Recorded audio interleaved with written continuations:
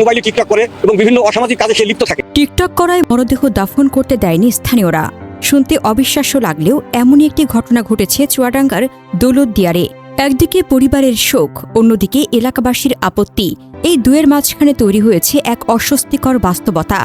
৩৫ বছর বয়সী সুবর্ণা আক্তার, যিনি জীবনদশায় নাচ, গান ও টিকটক ভিডিওর মাধ্যমে পরিচিত ছিলেন, মৃত্যুর পরেও শান্তি পেলেন না। গত বুধবার রাতে ঝিনাইদহ শহরের একটি ভাড়া বাসায় গলায় ফাঁস দিয়ে আত্মহত্যা করেন তিনি।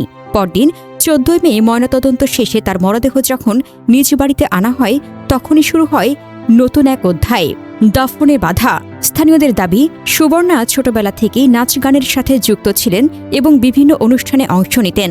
বিশেষ করে সামাজিক যোগাযোগ মাধ্যম টিকটকে তার অশ্লীল পদচারণা ছিল বলে তাদের অভিযোগ। এছাড়া তার পরিবারের সদস্যদের বিরুদ্ধে মাদক ব্যবসার সাথে জড়িত থাকার অভিযোগ তুলে এলাকাবাসী জানান, এসব কাজে বাধা দিলে বহিরাগত লোক এনে স্থানীয়দের হুমকি দেওয়া হতো।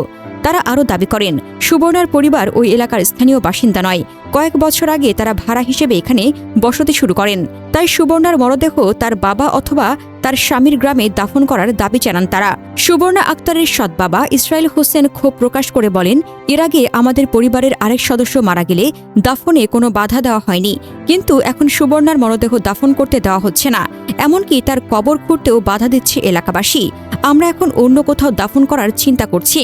পারিবারিক সূত্রে জানা গেছে, চুয়াডাঙ্গা দৌলতদিয়ার দক্ষিণ পাড়ার ওহিদ মোল্লার মেয়ে সুবর্ণা আক্তারের প্রথম বিয়ে হয় চুয়াডাঙ্গা পৌর শহরের কুলছাড়া ক্যানাল পাড়ার কাউসারের ছেলে তুহিনের সঙ্গে।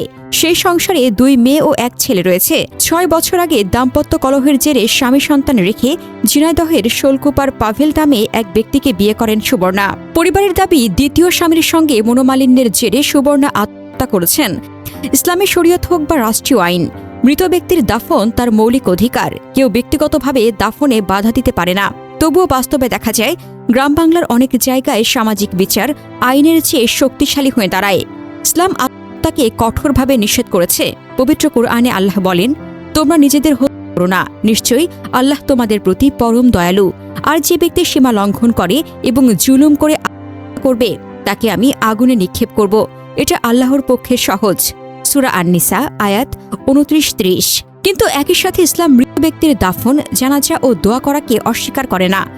হত্যাকারী মুসলিম হলে তারা জানাজা পড়া যায়, দাফন করা যায় এবং তার জন্য মাগফিরাতের দোয়া করা যায়। বিচারের মালিক একমাত্র আল্লাহ।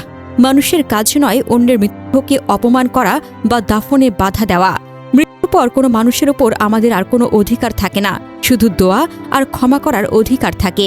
এই ঘটনা আমাদের সবাইকে ভাবিয়ে তুলুক, আমরা কতটা সহনশীল, কতটা মানবিক। মৃত্যুর পরও কি আমরা ঘৃণা ছড়িয়ে যাব, নাকি করুণা ও দোয়া করব? আল্লাহ সুবর্ণা আক্তারকে ক্ষমা করুন এবং তার পরিবারকে ধৈর্য দান করুন। আমাদের সমাজকে এমন এক সংকীর্ণতা থেকে মুক্তি দিন।